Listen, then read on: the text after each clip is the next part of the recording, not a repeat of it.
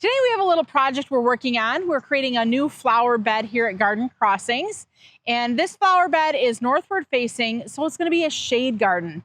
I know a lot of times when we're walking through the gardens here at the greenhouse, I don't have a lot of shade plants to show you because we really just don't have many shady spaces. So we are planting up alongside a barn today, and the barn is, like I mentioned, facing northward.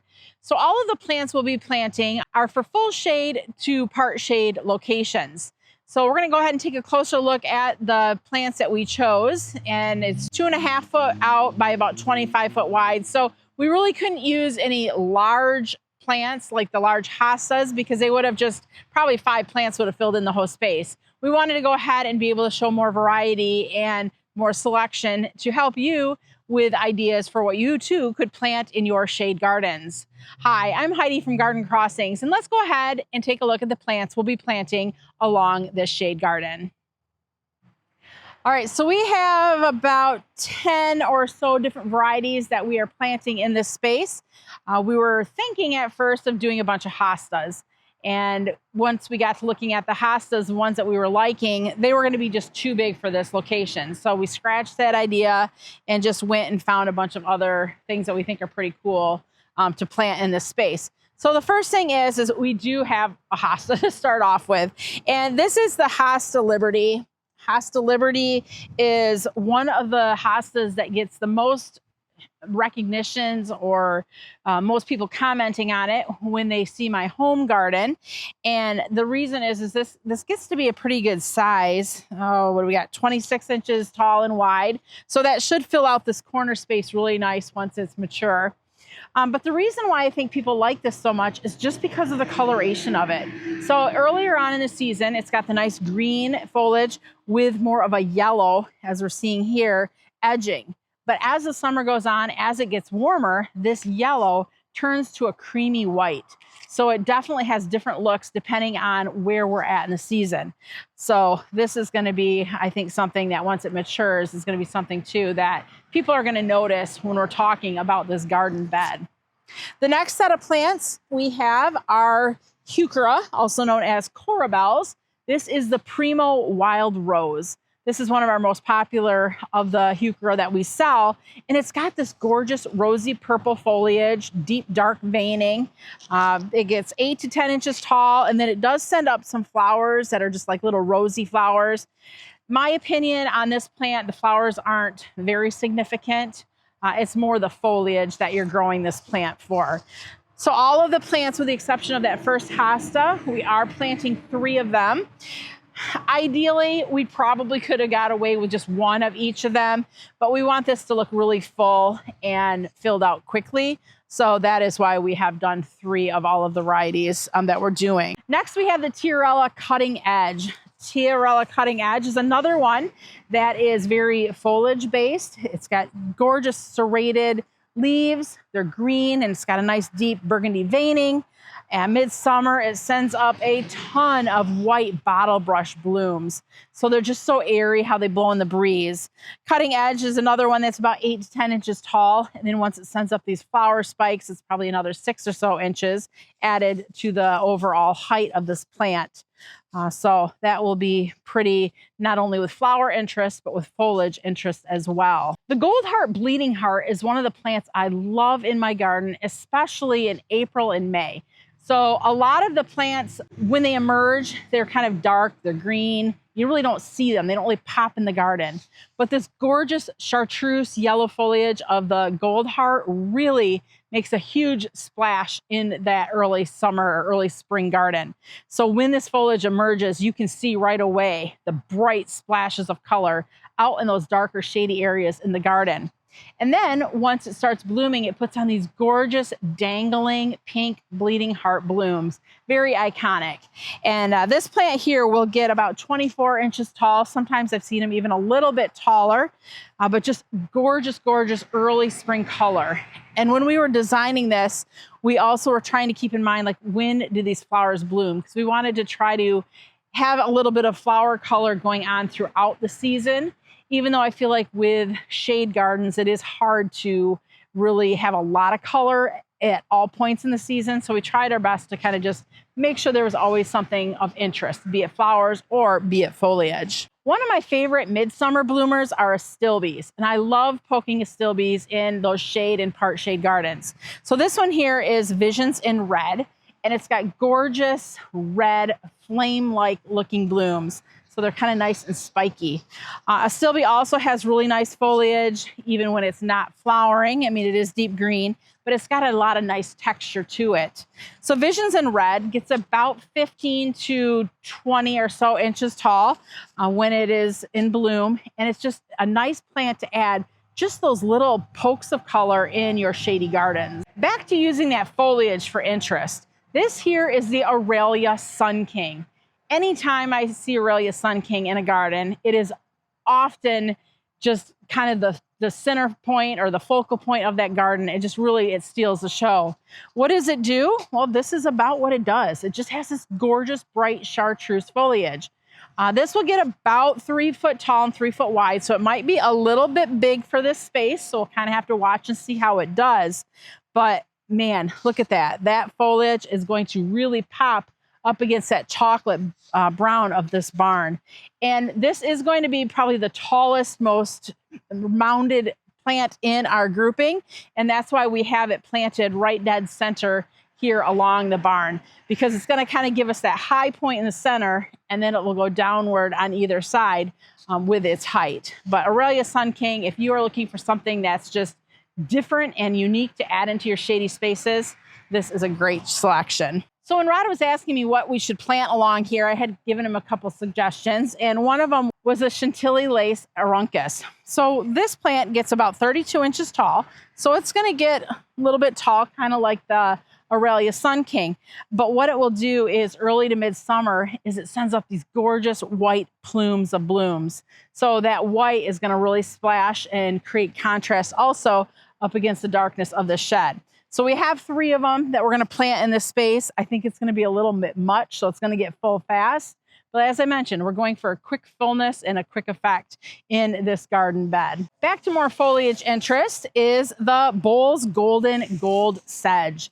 So this too has that nice, gorgeous chartreuse green foliage, and it's a grass. This grass gets about 24 to 36 inches tall.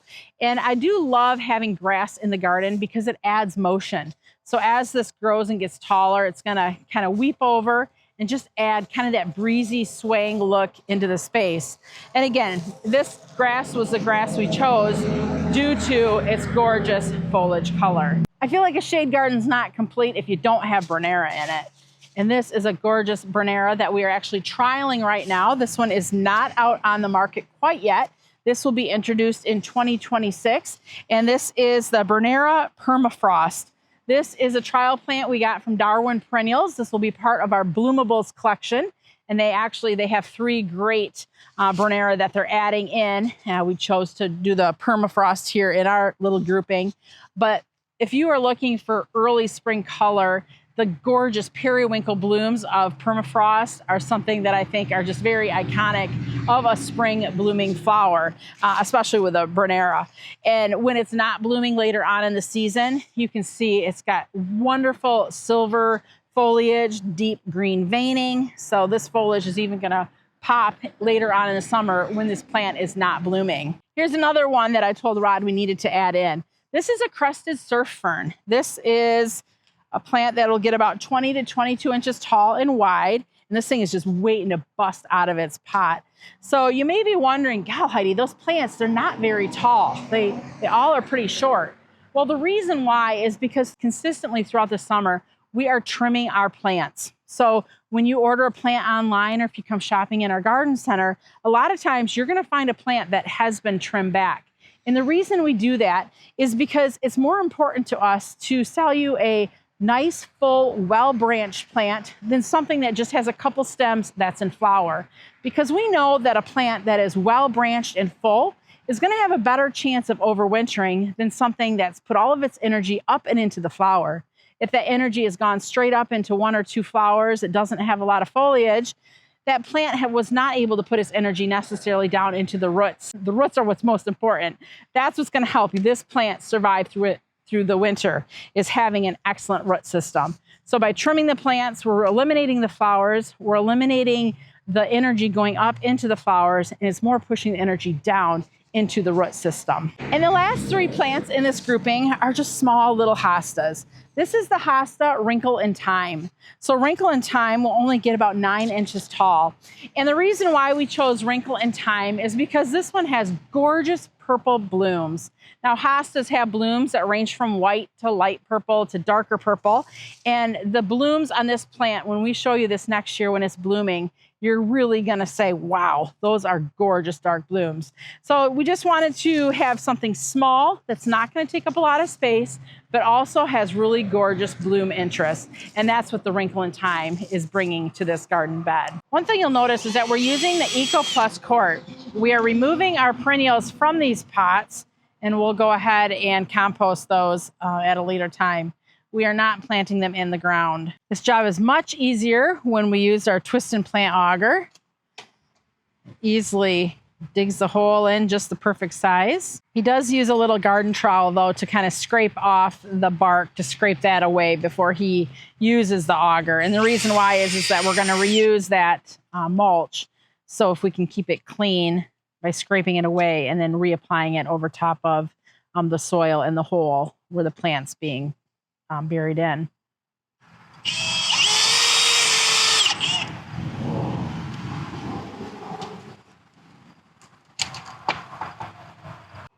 This garden bed will have drip irrigation in it once it's complete. That's what that tube is that you're seeing there. They'll tie into the underground sprinkling and create a zone for this garden bed.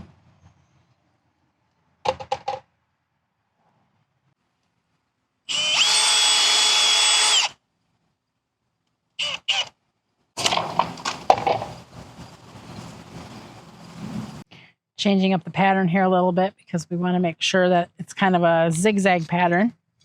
So what you noticed is that there was 2 in the back, 2 in the back.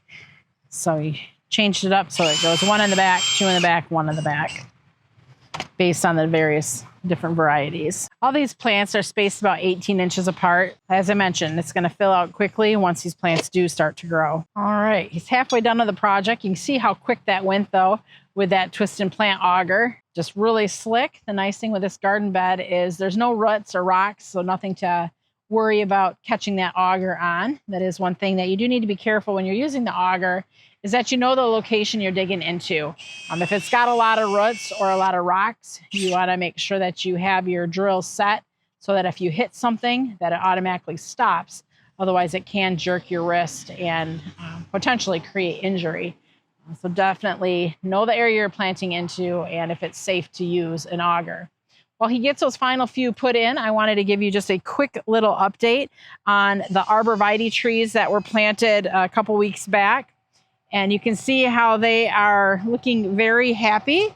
They also barked the edges of them, so it's all barked in. So when they go to mow, they have a nice straight line, and that also helps kind of help retain a little bit of the moisture when these plants get watered. So they are just looking nice. And this is going to create a really nice park-like setting to this backyard once they fill in. So they did a really nice job on that. It's just about finished over here. So let's take a look. I think I forgot to mention those are the North Pole arborvitaes, and they'll get about 10 to 15 feet tall. And they're planted about every 5 foot or so to create the hedge that we're desiring to have for the location. If you have any questions or comments, we welcome you to leave them below. And if you're new to our channel, we welcome you to subscribe. All of these plants that we're showing in today's video are available online at our website, gardencrossings.com, or in our garden center located in Zeeland, Michigan. Thanks for watching. I'm Heidi from Garden Crossings.